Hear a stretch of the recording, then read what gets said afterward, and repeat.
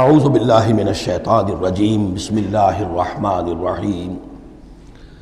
اب یہاں وہ مال غنیمت کا حکم بیان ہو رہا ہے۔ وَاعْلَمُوا جان لو انما غنمتم من شیء، جو بھی غنیمت تمہیں حاصل ہوئی ہے، فَأَنَّ لِلَّهِ خُمُسَهُ، تو اس کا خمس پانچواں حصہ تو اللہ کے لیے ہے، وَلِلرَّسُولِ اور رسول کے لیے ہے، وَلِذِي الْقُرْبَى اور رسول کے قرابت داروں کے لیے ہے۔ یہ بات سمجھ لیجئے یہاں اچھی طرح کہ در حقیقت حضور صلی اللہ علیہ وسلم کا جو معاش کا معاملہ تھا، جب تک آپ مکے میں تھے حضرت خدیجہ الکبریٰ رضی اللہ تعالی عنہ کی دولت جو ہے اس سے آپ کا کام چل رہا تھا، جو بھی بچا کچا ان کا سرمایہ تھا۔ مدینے میں آ کر ظاہر بات ہے کہ اب آپ کے پاس اپنا کوئی ذریعہ معاش نہیں تھا، نہ آپ کوئی تجارت کرتے تھے، تو اب آپ کے اخراجات اور پھر یہ کہ آپ کے بھی قرابت دار ہیں، آپ کی ازواج مطہرات ہیں، ان کے اخراجات کہاں سے آئیں گے؟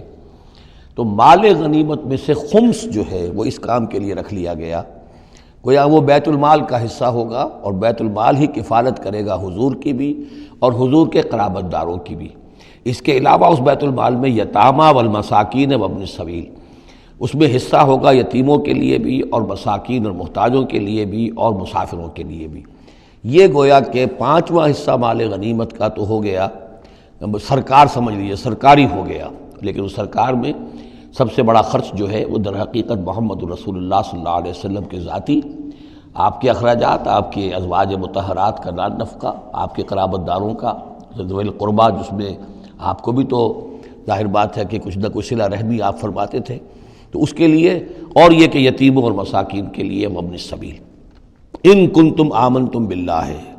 اگر تم ایمان رکھتے ہو اللہ پر، وما انزلنا علی عبدنا، اور اس شے پر جو ہم نے نازل کی اپنے بندے پر، یوم الفرقان، فیصلے کے دن، یعنی جو شے نازل کی وہ ہے غیبی امداد، نصرت غیبی، جو فرشتے آئے۔ ظاہر بات ہے کہ وہ ایک انسین جو ہے غیب کا معاملہ ہے، فرشتوں کو دیکھا تو کسی نے نہیں، تو جیسے وحی آتی تھی حضرت جبرائیل لے کر آتے تھے تو اس پر ایمان رکھتے ہو کہ یہ قرآن جو ہے اللہ کی طرف سے ہے، ایسے ہی تمہیں یقین ہونا چاہیے کہ اللہ تعالیٰ نے اپنا وہ وعدہ پورا فرمایا اور اللہ تعالیٰ نے فرشتے بھیجے۔ تو اگر تمہیں وہ یقین ہے تو پھر تم اس حکم کو پورے طور پر یوں سمجھیے کہ دلی طور پر اس کو قبول کرو، خوش دلی کے ساتھ پوری طریقے سے، کہ خمس جو ہے وہ تو اللہ اور اس کے رسول کا، بیت المال کا۔ بقیہ کے بارے میں حضور نے فرما دیا کہ 4/5 جو ہے یہ اب تقسیم ہو جائے گا مجاہدین کے درمیان۔ اس میں اس سے کوئی بحث نہیں ہے کہ کس نے کتنا جمع کیا، سارا مال ایک جگہ جمع ہوگا اور پھر اس کے حصے لگیں گے، چاہے کوئی پہرے پر تھا، جنگ کی نوبت ہی نہیں آئی، چاہے یہ کہ کوئی باقاعدہ جنگ میں کسی نے حصہ لیا، چاہے کسی نے مال غنیمت جمع کیا چاہے نہیں کیا،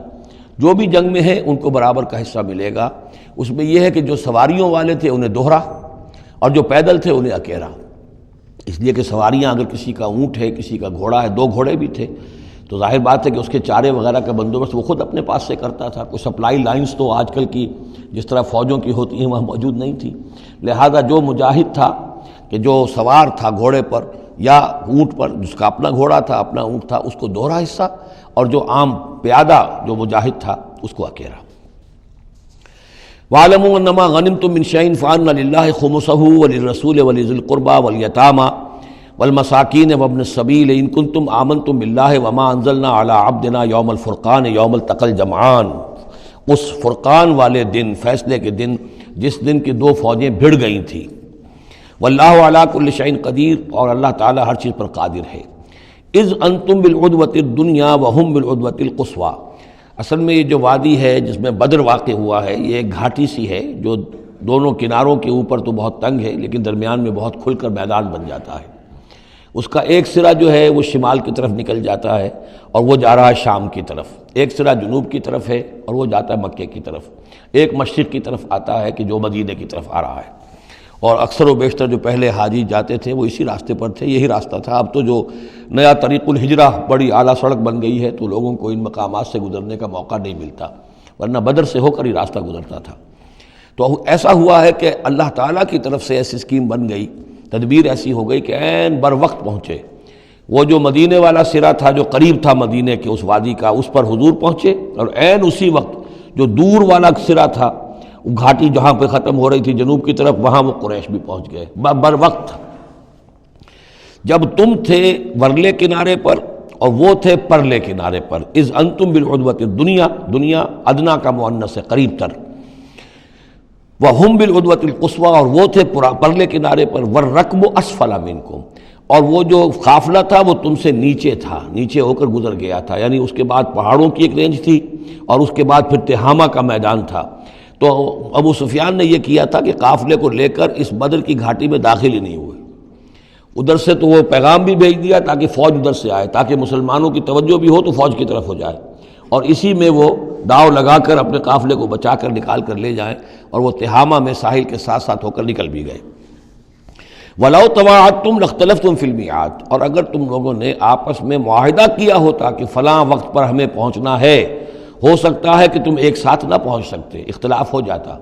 جیسے اپوائنٹمنٹ ہوتی ہے فلاں وقت پہ میں بھی پہنچوں گا آپ بھی پہنچ جائیں تو کچھ نہ کچھ آگے پیچھے ہو جاتا ہے، تو اگر تم طے کر کے بھی آتے تو اتنا نہ ہوتا جتنا کہ ہم نے اپنی مشیت اپنی تدبیر سے کر دیا کہ عین وقت پر تمہیں وہاں پہنچا دیا۔ اس کی وجہ کیا تھی؟ ہم چاہتے تھے کہ یہ ٹکراؤ ہو جائے اور یہ بات واضح ہو جائے کہ جان لیں اہل مکہ کہ اللہ تعالیٰ کی نصرت کس کے ساتھ ہے، اس کے عوام بھی سمجھ لیں۔ وَلَٰكِن لِيَقْضِيَ اللَّهُ أَمْرًا كَانَ مَفْعُولًا، لیکن یہ سب کچھ لیے ہوا تاکہ اللہ تعالیٰ طے کر دے وہ شے، فیصلہ کر دے کہ جو ہو کر رہنی ہے، كَانَ مَفْعُولًا لِيَهْلِكَ مَنْ هَلَكَ عَنْ بَيِّنَةٍ، تاکہ اب جسے ہلاک ہونا ہے وہ ہلاک ہو بات کے واضح ہو جانے کے بعد۔ اب بھی عوام کی اگر آنکھیں نہیں کھلتی تو پھر گویا کہ وہ پھر مورد الزام خود ہے، اب ان کے سرداروں نے جو کچھ ان کی مت ماری تھی، اب آ کر اس موقع کے بعد ان کی آنکھیں کھل جانی چاہیے۔ اب بھی اگر کوئی ہلاک ہوتا ہے تو بات کے واضح ہونے کے بعد ہلاک ہو،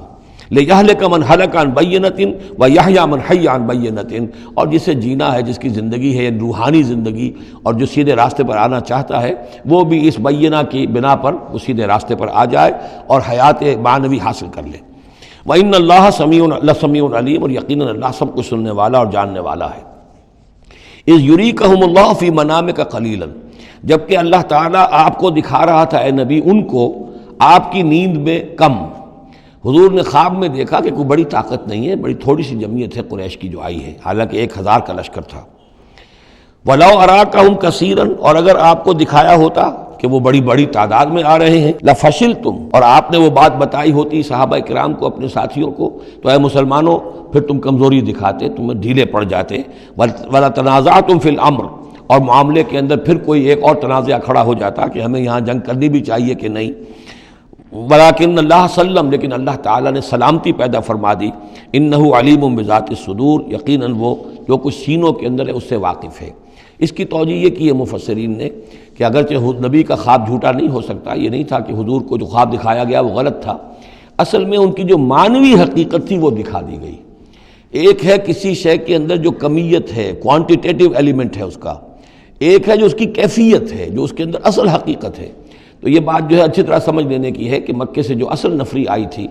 وہ تو ان عوام الناس کی تھی کہ جن کو بارے میں جن کو معلوم تھا کہ محمد ہمارے بہترین آدمی ہیں صلی اللہ علیہ وسلم، اور جو ان کے ساتھی ہیں وہ ہمارے گل سرسبد ہیں، ہمارے خاندان کے قریش کے بہترین لوگ ہیں، اور پھر یہ کہ انہوں نے کوئی جرم نہیں کیا ہے، کوئی ظلم نہیں کیا ہے، وہ صرف ایک خدا واحد کا کے ماننے والے اور جو ہیں وہ نیکیوں کا حکم دینے والے ہیں۔ تو جو ان کے ہاں جو بھی جس کو ہم کہتے ہیں سائلنٹ میجورٹی، عوام الناس، ان کے دل اپنے لیڈروں کے ساتھ نہیں تھے۔ آ تو گئے تھے، وہ ظاہر ہے کہ ان کا جبر تھا، ان کا فیصلہ تھا، لیڈروں کا حکم تھا، آ گئے تھے، لیکن مارے باندھے کو آئے ہوئے تھے۔ ان کے دلوں کے اندر وہ بات نہیں تھی کہ جو کسی ایسے لشکر میں ہوتی ہے کہ جو سمجھتا ہے اپنے آپ کو برحق، ہم حق کے لیے لڑ رہے ہیں، تو اس کے اندر جو طاقت ہوتی ہے اس لڑنے والے کے اندر، وہ اس شخص میں نہیں ہوتی کہ جو مارے باندھے کو لے آیا گیا ہو اور خود اسے اپنے دل میں یہ یقین نہ ہو کہ میں حق کے لیے لڑ رہا ہوں۔ اس اعتبار سے معنوی طور پر جو ان کی کیفیت تھی اس کے اعتبار سے وہ واقعتاً کم تھے۔ تو حضور کو خواب میں اللہ تعالیٰ نے ان کی اصل حقیقت دکھائی۔ وَإِذْ يُرِيكُمُوهُمْ إِذْ الْتَقَيْتُمْ فِي أَعْيُنِكُمْ قَلِيلًا وَيُقَلِّلُكُمْ فِي أَعْيُنِهِمْ، مزید برآں اللہ نے یہ کیا کہ جب دونوں لشکر ٹکرائے ہیں تو ایسی کیفیت پیدا کر دی کہ مسلمانوں کو بھی وہ تھوڑے لگ رہے تھے کہ کوئی زیادہ لوگ نہیں ہیں، اور انہیں بھی مسلمان تھوڑے نظر آ رہے تھے۔ یعنی یہ کہ ہر صورت اللہ نے ایسی بنا دی تھی کہ جنگ ہو اور ڈٹ کر ہو،